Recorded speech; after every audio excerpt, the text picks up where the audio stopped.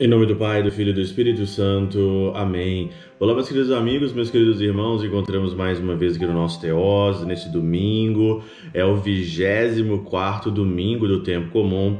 Viva de Coriezo, percor Maria. O evangelho de hoje é de Mateus, capítulo 18, versículo de 21 a 35. E é o evangelho onde Pedro pergunta ao Senhor quantas vezes ele deve perdoar o irmão se o irmão vier a cometer alguma falta com ele. É claro que o evangelho segue a sequência da semana passada. A semana passada a gente estava aqui, nós conversamos sobre correção fraterna, como nós temos que corrigir o irmão, como é que nós temos que receber a crítica, receber a correção fraterna. E hoje então aqui o tema central desse domingo é o tema do perdão. Pedro, ele achava que o jeito que ele falou aqui no evangelho, Pedro, ele já tinha identificado que se perdoar até 7 vezes, versículo 21, já era uma coisa extraordinária. Pedro estava achando que é uma coisa extraordinária. E Jesus então aqui vai dizer outra coisa. Olha que legal como começa aqui o evangelho. Então aproximou-se dele Pedro e disse: Senhor, até quantas vezes poderá pecar meu irmão contra mim, que eu lhe perdoe? Pedro talvez estava pensando em colocar um limite no perdão, até 7 vezes. Jesus então respondeu-lhe: não te digo que até 7 vezes, mas até 70 vezes 7. 70 vezes 7. Muito interessante essa passagem, porque quando a gente vem aqui na Catena Áurea e a gente se depara com Santo Agostinho explica esses números da seguinte forma: com razão o Senhor diz 77 vezes. A lei consta de 10 preceitos. Assim, o número 10 significa a lei, e o número 11, o que é uma transgressão. 10 é a perfeição. O 11 é uma transgressão. Do número 10 significa o pecado. O 11 significa o pecado na lei judaica. Costuma-se tomar o número 7 como símbolo de um todo, porque o tempo se completa em 7 dias. Multiplica 7 por 11, 7 dias da semana. 11 é a transgressão, que o Pedro está perguntando, então se multiplica 7 por 11, 7 vezes 7, 7 vezes 11, 77.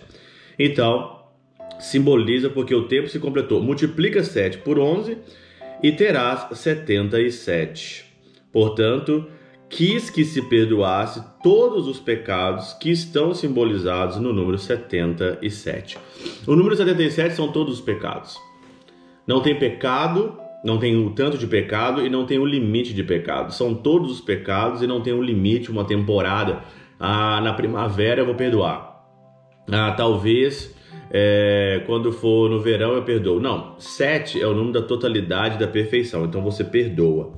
Interessante que Orígenes vai dizer sobre essa matemática, sobre essas coisas de número, vai dizer o seguinte: com o número 6 parece indicar o trabalho e a obra da criação. O número 7, o repouso desta obra. Diz que o perdão deve ser dado aos irmãos que vivem neste mundo. E pecam segundo a medida das coisas deste mundo. Mas se alguém cometer pecado além da medida, já não terá mais perdão. Se você cometer pecado além da medida do mundo, você vai ter que pagar isso, de uma certa forma, você tem que pagar isso no inferno. Vai ter que pagar isso de uma certa forma. Então, se você está aqui, então aproveita o tempo para você pedir perdão de todos os seus pecados, daquilo que você faz. E aí então continua ainda a Catena Áurea, porque depois que Jesus falou sobre isso, 70 vezes 7 vezes, esse número 7 multiplicado pelo número 11, o número 11 que é a transgressão da lei, ele conta uma parábola. A parábola é aquela parábola onde que o patrão, o empregado chega para o patrão e pede, suplica. Só que é muito interessante o enredo da situação, porque é mais ou menos assim, E tendo começado a fazer as contas, foi-lhe apresentando que devia 10.000 talentos. O empregado chegou para ele, estava devendo 10.000 talentos. Como se não tivesse com que pagar, mandou o senhor que fosse vendido a ele sua mulher, seus filhos e tudo que tinha, e saldasse a dívida. Porém o servo lançando-se-lhe aos pés, adorava-o, dizendo: tem paciência comigo, eu te pagarei. Esse mesmo servo que foi perdoado, ele sai, encontra o servo dele, e ele então ali, o outro servo pede, suplica, né? E ele então não tem compaixão, se lança em cima do servo, começa a sufocá-lo e diz para ele pagar. E aí o companheiro pergunta então, o companheiro fala, lançando-se aos pés, lhe suplicava, dizendo: tem compaixão comigo e eu te pagarei. É interessante essa coisa, porque esse personagem principal que primeiro pede perdão, ele adora, suplica para ter paciência e o dono perdoa. O outro suplica, o outro vem, pede também paciência e esse aqui não o concede. Não concede e manda jogar então esse seu companheiro aí na masmorra. E aí então é interessante porque continua aqui o evangelho da seguinte forma na catena áurea: vê a superabundância do amor divino. O servo pede apenas uma dilatação de tempo. Me dá um tempo que eu vou te perder, que eu vou te pagar o primeiro. E aí o patrão, o que o pai faz? Perdoa tudo. Não tem nada de tempo não. Você não tem agora, então precisa pagar mais. Mas que ele lhe dá algo maior que pediu, o perdão e a concessão de todos os pecados. E aí continua São João Crisóstomo: a diferença entre os pecados cometidos contra os homens e os cometidos contra Deus é tão grande quanto a diferença entre 10.000 talentos e 100 denários. E é ainda maior, muito ainda maior. E continua ainda. Interessante aqui é que depois que aconteceu essa cena toda, tem um versículo aqui que eu achei muito interessante.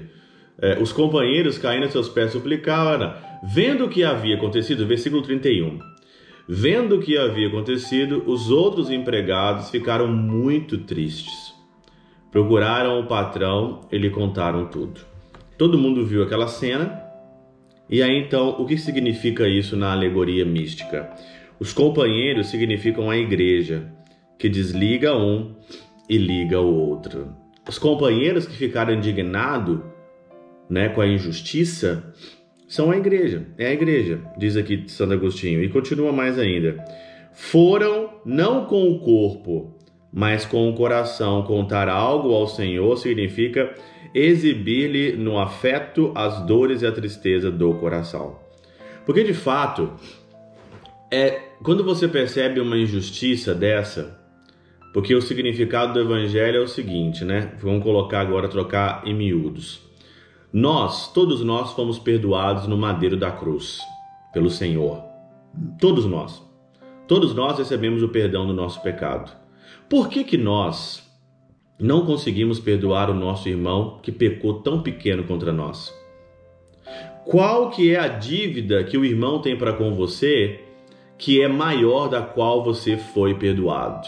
Qual que é a dívida? Alguém olha para você, olha para a tua vida. Quem que hoje aqui está te devendo? Que é maior da dívida que você foi perdoado? O Senhor pagou no madeiro sagrado, o Senhor pagou um preço altíssimo por nós. Como que nós não conseguimos perdoar o outro? Por isso que a igreja, ela coloca a confissão aqui para você ter a oportunidade de você ir pedir perdão, porque é injusto quando você peca. É injusto quando você peca com os outros, porque você foi muito perdoado. Você foi muitas vezes perdoado. A sua dívida, a minha dívida, era uma dívida gigantesca.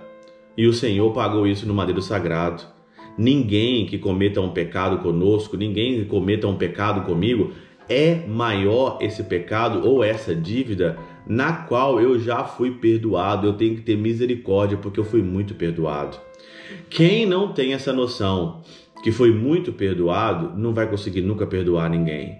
Quem tem essa noção, quem não tem essa noção, se coloca no lugar do patrão, se coloca no lugar de justiceiro. Nós não estamos aqui para fazer justiça. Eu não estou aqui para fazer justiça, você não está aqui para fazer justiça, ninguém está aqui para fazer justiça. O julgamento não é nosso, nós não temos o ofício de julgar ninguém. Perdoa! Perdoa! Não estou falando para você ficar perto da pessoa. Não estou falando isso, você tem que ficar perto da pessoa. Ai meu Deus, eu estou sendo bobo. Não é isso. Perdoa de coração, continua a tua vida. Agora tem gente que guarda rancor, tem gente que passa a fazer o mal, deseja o mal para o outro. A pessoa deve alguma coisa para você e ela então ali você faz isso um cavalo de guerra, né? Fala mal, peca. Em vez de você usar o pecado do outro para o seu próprio proveito, de ser misericordioso, ser semelhante ao Pai, ser semelhante a Jesus, ser semelhante às coisas eternas, você aproveita isso para pecar mais ainda. E aí então continua São João Crisóstomo. Quando ainda devia 10.000 talentos, o Senhor não o chamou de mau, nem o repreendeu, mas se compadeceu dele. Mas quando ingrato se levantou contra o companheiro, então o chamou mal. Por isso diz, não devias tu logo compadecer-te também do teu companheiro? Quando o primeiro chegou lá e suplicou, ele não chamou ele de mal. Mas quando teve o segundo julgamento, por causa que ele não perdoou o companheiro, então aí o Senhor chamou de mal. Quantas vezes nós somos maus? Quantas vezes nós somos maus na nossa vida? Porque nós então aí não conseguimos perdoar o irmão. O Senhor não nos chamou de mal quando ele apaga o pecado na confissão ou quando ele apagou o nosso pecado, nossa dívida maior no madeiro sagrado. Mas ele chama a gente de mal quando a gente é ingrato com o irmão. Quando a gente é ingrato com o outro. Aí então nós viramos então mal. Para terminar, ele foi jogado então ali na masmorra para pagar toda a dívida, até que pagasse toda a dívida. O patrão indignou-se e mandou entregar aquele empregado a torturadores até que pagasse toda a sua dívida. Esses torturadores aqui já é a vida. Uma pessoa que não é misericórdia, ela já é torturada. Uma pessoa que não é misericordiosa, ela já é torturada na vida. Torturada pelos seus próprios pensamentos, torturada pela sua própria ingratidão, torturada pelo teu próprio remorso, pelo teu próprio mal que te come, te corrói, porque o pecado te corrói. A pessoa que não é misericórdia, ela se corrói a si mesma. E aí então aqui São Remígio vai dizer o seguinte: até é empregado aqui significa para sempre. O sentido é sempre pagará, mas nunca saudará, para sempre sofrerá a pena. O pecado contra o próximo, a ingratidão contra o próximo, a falta de misericórdia para com o próximo é que leva a gente para o inferno. O primeiro pecado que nós temos que tomar muito cuidado e não cometer é o pecado contra o próximo. O até o empregado aqui significa para sempre. Ele pagará para sempre, porque ele não foi misericordioso com o próximo. Pela intercessão de São Chabel de Mangluf, São Padre Pio de Peltrautina, Santa Teresinha do Menino Jesus e o doce coração de Maria, Deus Todo-Poderoso vos abençoe. Pai, Filho e Espírito Santo, desça sobre vós e convosco permaneça para sempre. Amém.